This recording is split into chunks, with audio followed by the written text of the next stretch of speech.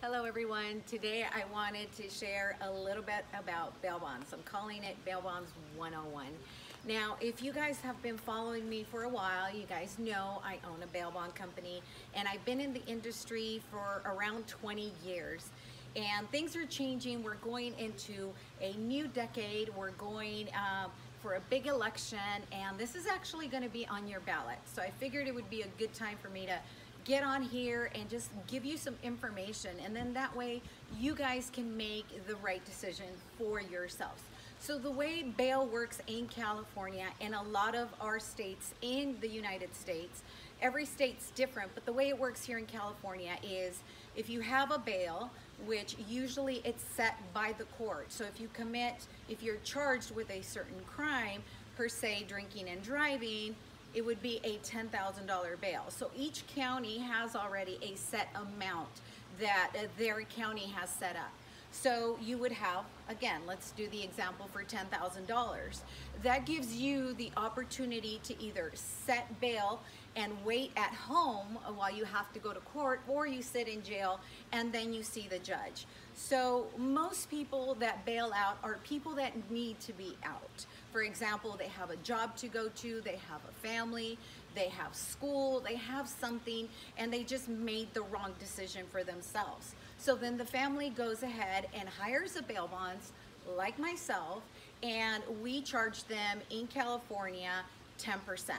So 10% would be $1,000. I in turn give the court, the judge, a check for $10,000. That person now gets released into my custody per se.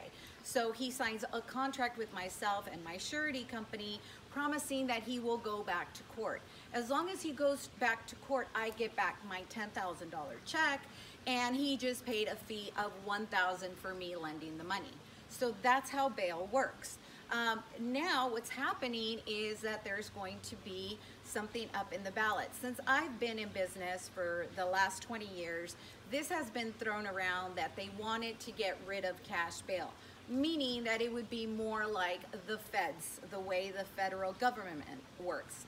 You have to see the judge, then you have a bail. Where here, statewide, you set a bail and then you see the judge. Because if you sit around in jail in the federal system, you can sit around for a very long time. It could be months, it could be depending on the case and how severe it is. So now that's what they're trying to do. What they're calling it is no cash bail. You don't need a bail bonds to get out. And they're making it really catchy because who doesn't want to, you want to get out for free, right? And yes, you can get out with no money down the way they want to do it, no money whatsoever. It's just going to be up to the discretion of the judge. So now even though you're being charged with something that you might be innocent, because there is some innocent people where you're just at the wrong place at the wrong time and you go to jail. So now if you're just charged with anything, you go to jail and you would have to sit there until you see the judge. You would not be able to post any sort of bail. Now, the other thing, guys, no matter every different case has a different set of bail, right? So if it was something very, very bad, that you're a threat to society, you would have no bail. So murder has no bail. Manslaughter does have bail, but it's something really, really high where a lot of people have to be involved in order to make that happen, to get you out. So I hope this information helped you guys so that when you go into 2020, you can make the right decision for you. So do you want to have cash bail or not? For me, at this point in my life, even though I've been doing it for 20 years, I am prepared to close down my company if that's what the public chooses. No more cash bail. In the way this works, you do help a lot of people that are innocent, but you also help a lot of people that get into predicaments that are really, really bad. And I believe in karma, and I think that obviously I'm helping them, I'm making a profit, and that in turn comes back to you. So if you know me, you guys know that nowadays I don't really bail out anybody unless I know you or you're highly, highly, highly referred, because I don't want to chase you down. I did it for many, many years. I've done it for a very, very long time. as you guys know, I have different avenues of finances. I own different companies, and I'm an author and put on 4 shows for the organization, for the IMBA. So I will be fine. I will be okay with closing down my company.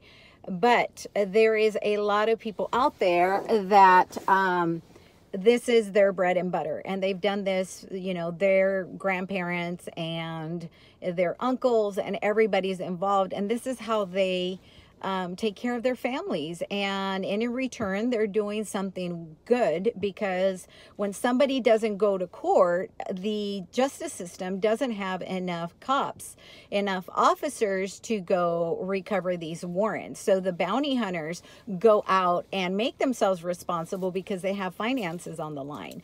So, you know, we are helping society, and those people are helping, and they're contributing to having our, you know, being safe, because you don't want a bunch of people out with warrants out there that need to pay for whatever they had to do, or, you know, see the judge. Anyway, so again, there's a lot of companies that totally depend on that.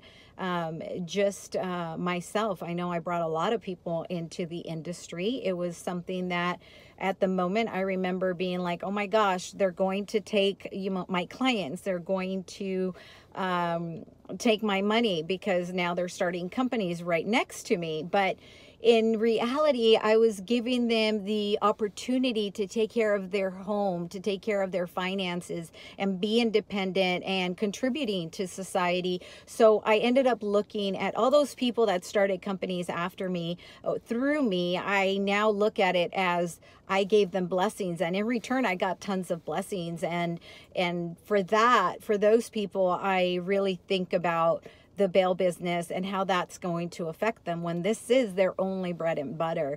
So again, this is just information I wanted to hand out to you so you can understand a little bit about what's going up in the ballot for 2020. It's all about information and learning, and then you can make the right decision for yourself. So there it is. It's going to be set as no cash bail, or, you know, so you get to vote, guys. So there it is. And I'll also add a little clip here. I had many interviews, because this industry is ran by men, and I am a female. So I've been doing this for 20 years. So I had a lot of different cool episodes that not episodes, but a lot of cool interviews that they did throughout the years. So I will try to add that on there, and sending you guys a lot of love from Nora. Mwah. And remember, always be the light, lead by example, because that's the only way we're going to make a difference. And remember, one person can make a difference. So if we all put a little bit towards a positive world, we can do it. So bye-bye.